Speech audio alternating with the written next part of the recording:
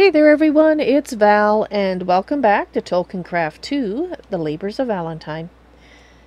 In today's tour, I'm going to show you wheat. Actually, I'm going to show you more than that. The wheat I wanted to mention because Greater Raider re-enabled vanilla crops, so you can still plant them the old way, as well as the AgriCraft way. I cannot speak. The reason for that is the need for seeds. You need seeds making topiary grass, and there are certain bees that also require seeds. And while you can use gendistry to rewrite their DNA and tell them to look for different things, well,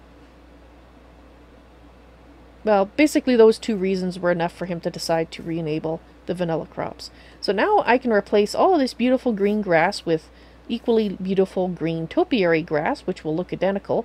But I should no longer having uninvited elves making their way down here. Invited elves, of course, are an entirely different proposition. They're quite welcome. So if Legolas or the other fellow whose name has just totally gone out of my head. Where is it? It's in chat. I know it is. Hang on here. Dang it. It's not too far back. It starts with an E. The other guy. Dang it. It was in chat. I swear. There it is. Elrond. Why did that go out of my head? I don't know. I'll have to repeat Elrond to myself about 50 times and then I'll remember it. Again. It's not that I don't know the name. It's just for some reason the brain cell that used to hold that information apparently had some kind of injury because all it remembers now is the letter E.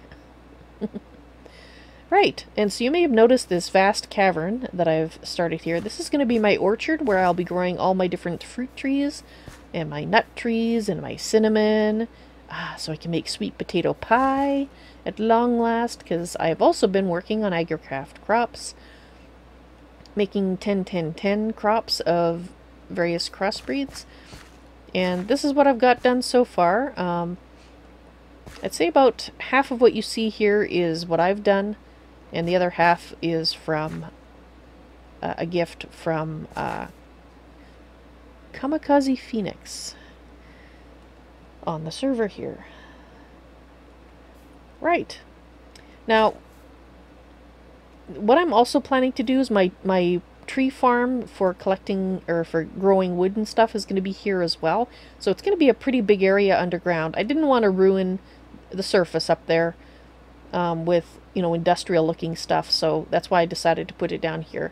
And there's going to be a stairway going down, so it's going to be a pretty big room, and it's going to have the same look as this, and that's kind of why I've been holding off on doing the other walls. Is just in the back of my mind was, well, I might end up making this bigger too,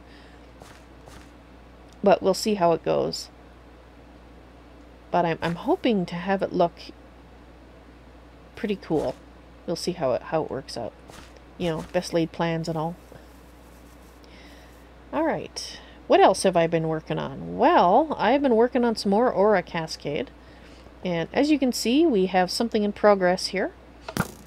And I don't know if I explained this in my last... I know I explained the Jabba barrels. But I believe I didn't do an end of the day tour for Tolkiencraft II last stream. So I'm going to talk about the things here, and if it's a repeat from the last tour, I apologize, because I'm a little tired right now, so my memory is not cooperating too well. The various pieces of dirt and whatnot you see here is I'm using that to control the flow, and turning off machines that I'm not currently using. Well, and as long as they're connected, they will, you know, send the mana back through the system. So it's you're collecting white aura. Well, darn it. So what I should do is, I forgot that I needed to do that. And we're going to give this guy some coal. However, which means that I'm also going to need to do something else here. Let's take that out, otherwise it's going to be snagging up the coal. Alright. So now that'll start pumping that white aura back into the system. And it's got green aura, which is a problem because we need the green aura over here. Yeah. Alright. So this particular recipe requires green aura, and you can, once you put in a valid recipe, like I have here, you just right-click with the item on the 4 pedestals there. You will actually see the recipe. It'll tell you how much power you need, so like 0 out of 100,000 is what it originally said, and the color. So most basic recipes will use any color, but as you get more making the higher tier stuff, you will start requiring colored. And I suppose there's I haven't looked at the most complex recipes, but I suppose there's also a possibility that you might have ones that require multiple colors. I mean, it certainly would allow for it, you would think. Cool. Anyway, you may have also noticed the sound of... Can I get through here without grabbing that coal? Let's not stand in front of the arrow. The Jabba barrel that I talked about in my last end of the day tour, the B-Space barrel that's connected up with the arrows, it is sending the arrows into our dispenser here. And this is my projectile aura pump. And every 20 seconds, actually every 19 seconds I fire an arrow at this. And this, because this runs for 20 seconds off of each arrow. And that's pretty cool. Now, I have a timer right behind this thing here. Let's see if I can break just it. Probably I want to change the size here. And just a sec here. There we go. Alright. So I've got a nice little timer set up here. And it's set for just under... Actually, I set it really close to 20 seconds, so... I thought it was... I set it to 19, but it's almost 20. So, basically, I didn't want to waste too much of the arrow power. And that should work nicely. Now, I have noticed that with every pulse of this, I think it is a local... It causes local lag. And I'm sure that's just because it's a new mod, and over time it will be fine-tuned, and this issue will decrease and eventually be minimized or go away altogether. But for now, you just should be aware that it does in fact cause some lag. And you can actually tell that if... let's go look at the sky in the false sky in here.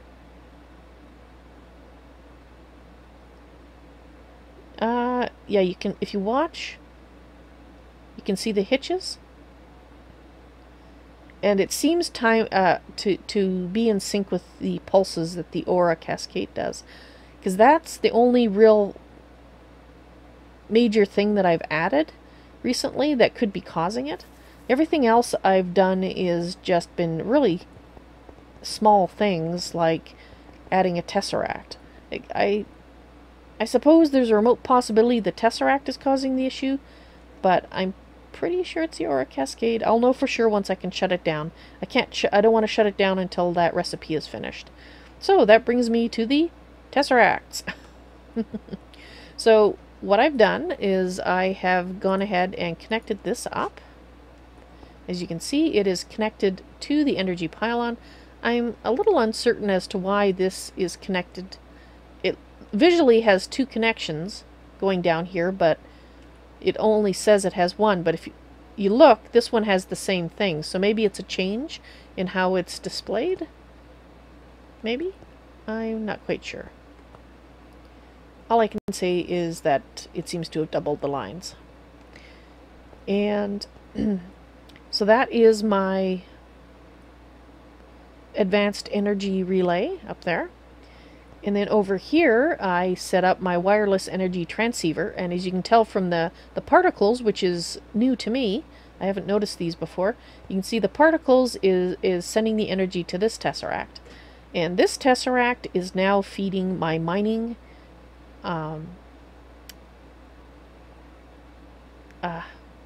ender quarry. It used to run on lava, but I have disassembled that and switched it over to using the Tesseract, so I'm now using energy from my Draconic battery, which is cool because I was starting to feel a little bit guilty about turning the nether into stone. I still will have an outpost pump down there because occasionally I will need lava to feed my smelter here for things that I want to make in it. But I mean, I have a barrel of lava. Once that's emptied, then I will hook the lava tank, the ender tank for lava back up there. All right. So what else have I done? Oh yes. In order to accommodate the total number of Essentia types, I created 3 more of the 64K Essentia storage cells because we have 50 some odd types of Essentia in Tolkiencraft II. And so 5 of those covers that. I noticed it because I was getting an abundance of bows in my system, which are now completely gone out, which I'm very happy to see.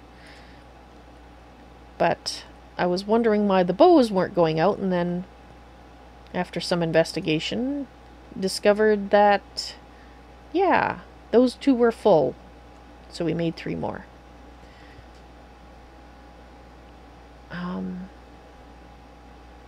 Let's see. Yes, the other change that I made, and actually in passing, this looks so cool now. The old texture I didn't like.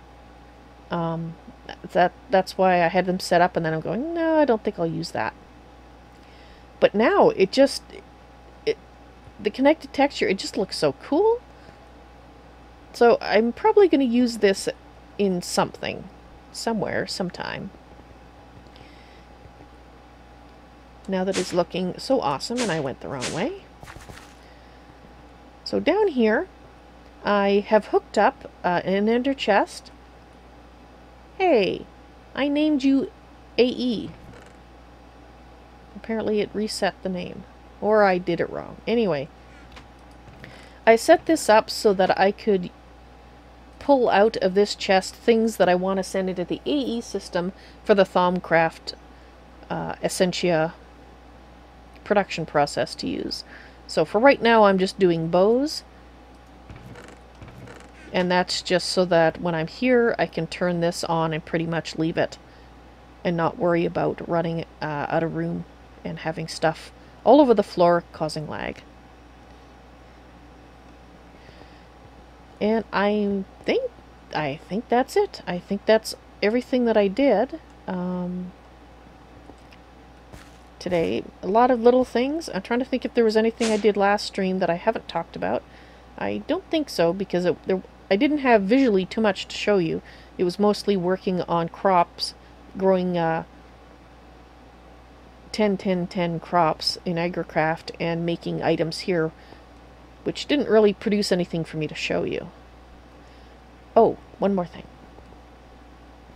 You probably noticed it when I came over here.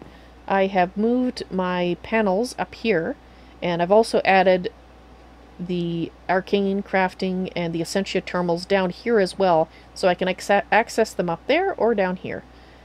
And that's been very handy. Alright. I'm pretty sure that's everything now. Pretty sure. So, guys, I hope you enjoyed this end of the day tour. I wanted to mention that tomorrow, by the time you're watching this, it'll probably be today for you, on Sunday, July 5th, at 8 o'clock MDT, I will be doing a sneak peek, actually it's an updated sneak peek, of Great Orator's Moria Waterworks on his dev server. So that's something that is not available yet, but he's 90% done. He's got pretty much everything done, design and building wise, decoration, that sort of thing. I believe he basically has a bunch of the NPCs and quests that he wants to put in the area to do. But we will get to see what it looks like. So I hope to see you in the stream. Why do I have a feeling I've forgotten something? Oh well, I'll probably remember after I end the tour. But thank you for watching. I hope you enjoyed it. And I hope to see you in the stream tomorrow. At least for the Moria sneak peek anyway. You have a good night. And I'll see you later. Bye.